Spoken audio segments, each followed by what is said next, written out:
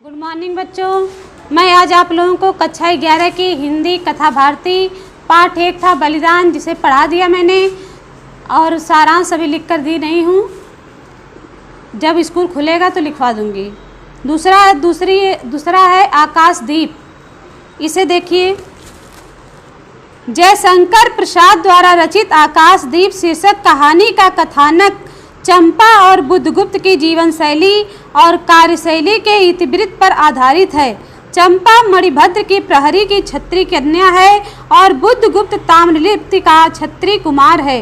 दोनों ही जलपोत पर बंदी के रूप में रहते हैं। कहानीकार ने इस कहानी के कथानक को क्रमबद्धता देने के लिए 1, 2, 3, 4 जैसे उप विभागों में विभाजित किया है।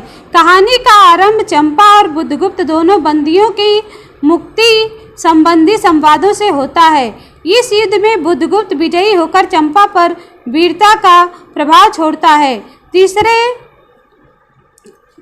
तीसरे उपविभाग में चंपा बुद्धगुप्त को अपनी व्यथा कथा सुनाती है, जिससे यह पता चलता है कि वह वासना लिप्त वणिक मणिभद्र के यहाँ बंदी जीवन व्यतीत कर रही है। इसी कथा व्यापार में बुद्धगुप्त नए द्वीप पर पहुँचता है और उस द्वीप का नाम चंपा द्वीप रखता है।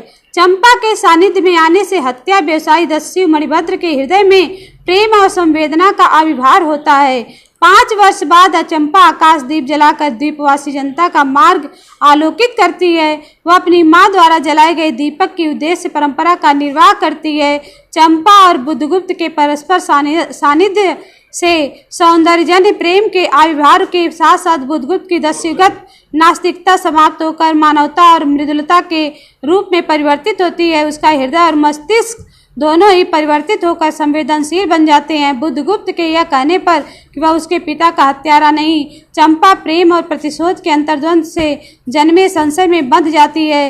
अनास्तिक और अनास्थावादी बुद्धगुप्त द्रवित होकर चंपा के साथ जीवन यापन के लिए प्रतिज्ञाबद्ध होता है, परंतु प्रेम, आशा और उत्साह का संचार होते हुए चंपा उस द्वीप के मूल निवासियों को छोड़कर महानाविक के साथ भारत नहीं लौटती है। चंपा आजीवन उस दीप स्तंभ में आलोक जलाती रही और एक दिन काल कवलित हो गई। इस कहानी का कथानक प्रतीकात्मक होते हुए सेवा, त्याग और प्रेम को गतिशील बनाता है। इस कहानी के लेखक हैं जयशंकर प्रसाद। तो बच्चों, ये कहानी तो बहुत लंबी है, लेकिन ये शॉर्टकट में बता दिए इसको, और इसका सारांश जब आप लोग आएंगे तो लिख पाएंगे। धन्यवाद।